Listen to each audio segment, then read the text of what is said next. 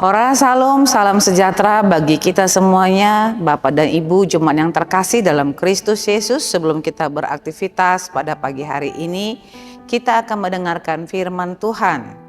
Hari Selasa tanggal 3 Maret tahun 2026, dan nas firman Tuhan tertulis dalam kitab Filemon pasal yang pertama ayat yang ke-6. Demikian firman Tuhan. Aku berdoa agar persekutuanmu di dalam iman turut mengerjakan pengetahuan akan segala yang baik di antara kita untuk Kristus.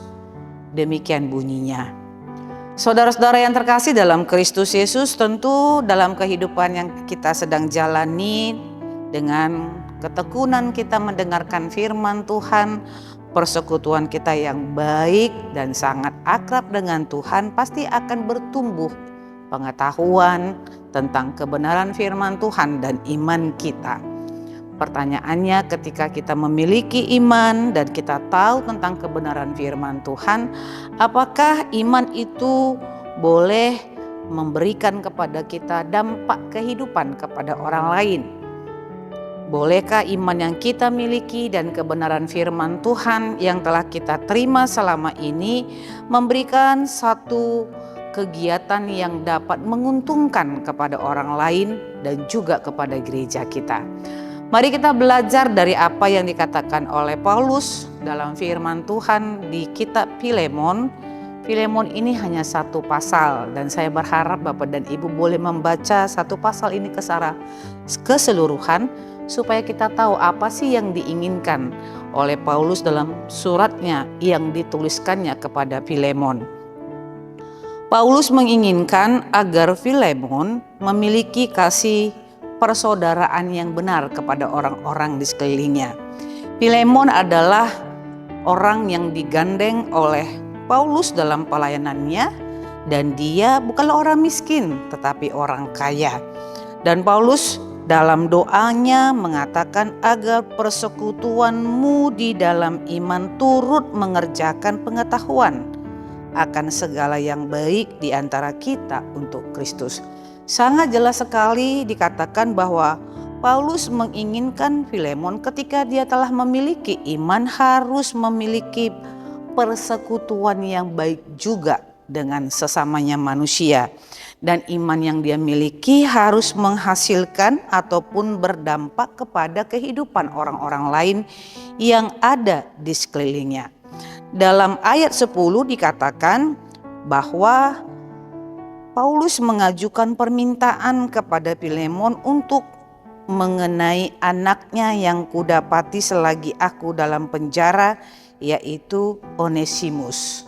Onesimus adalah budak dari Filemon yang mungkin pada saat bersama-sama dengan Filemon tidak memiliki karakter yang baik, tetapi ketika Paulus di penjara dia bertemu dengan Onesimus, dan ternyata Onesimus bisa menjadi orang yang mau berubah, bertransformasi, dan mau mengenal kebaikan Tuhan. Karena itulah Paulus meminta Filemon supaya Filemon boleh menerima Onesimus kembali dan memberikan sesuatu hal yang berdampak kehidupan kepadanya.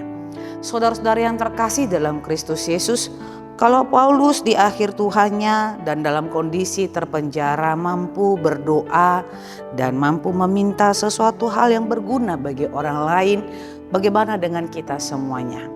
Apakah iman yang kita miliki kepada Allah yang kita sembah dalam Kristus Yesus sungguh-sungguh telah bertumbuh? Karena firman Tuhan yang lain juga berkata, jikalau orang memiliki iman tapi tidak berbuat dalam imannya itu, maka imannya itu adalah iman yang mati.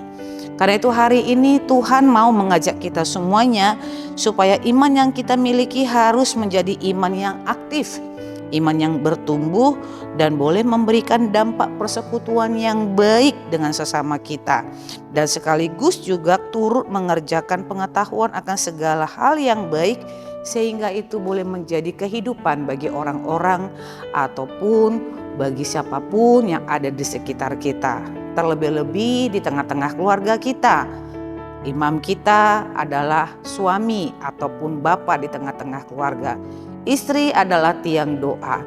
Di tahun transformasi ini yang mengajarkan ataupun mengambil topik kepada kita pengajaran iman di tengah-tengah keluarga, maka itu harus kita mulai di tengah-tengah keluarga kita. Iman yang bertumbuh akan memberikan reaksi yang cukup sangat luar biasa untuk membawa kehidupan yang dapat diselamatkan, dimenangkan, dan itu harus kita mulai di tengah-tengah keluarga kita, gereja, bangsa, dan negara kita.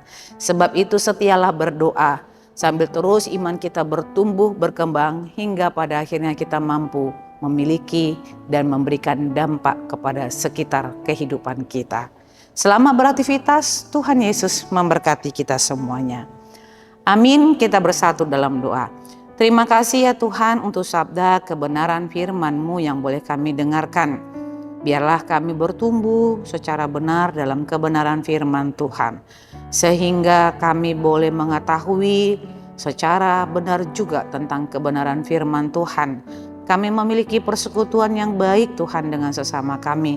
Dan iman kami menjadi iman yang aktif untuk berdampak kehidupan bagi keluarga kami, anak-anak kami, gereja kami, bangsa dan negara kami.